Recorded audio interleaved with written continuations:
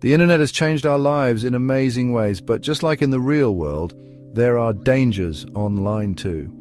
People called hackers can steal information and cause problems on the internet. This is called cybercrime, and it's a big problem that's getting worse. That's why we need strong laws to fight cybercrime. These laws protect everyday people, businesses, and even our country from these online threats. They help stop bad guys from doing bad things online. These laws give the police the power to catch and punish anyone who uses the internet for illegal activities. This is really important so that everyone can trust and enjoy the internet. We want to make sure the internet is a place where people can create new things, talk to each other, and make progress. But we also need to be careful. These laws are powerful, and we need to make sure they don't take away our freedoms. So, how do we find the right balance? To understand this better, we need to talk about two types of crimes: core cybercrimes and cyber-enabled offenses. Core cybercrimes are like attacking computers and networks directly. Imagine someone breaking into your house, but instead of a house, it's your computer or even a whole network. These crimes include hacking, spreading viruses, and overloading websites so they crash.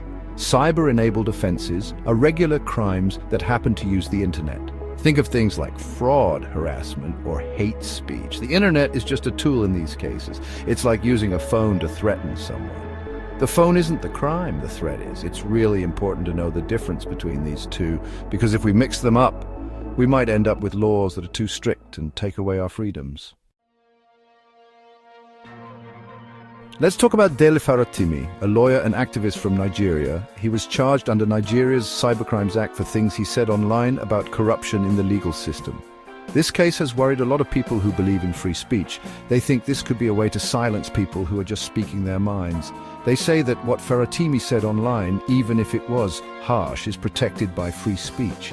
Using cybercrime laws to silence him could mean that anyone who speaks their mind online could be punished.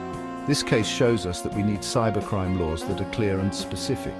These laws should focus on real cybercrimes and not punish people for what they say online, as long as it's not already against the law.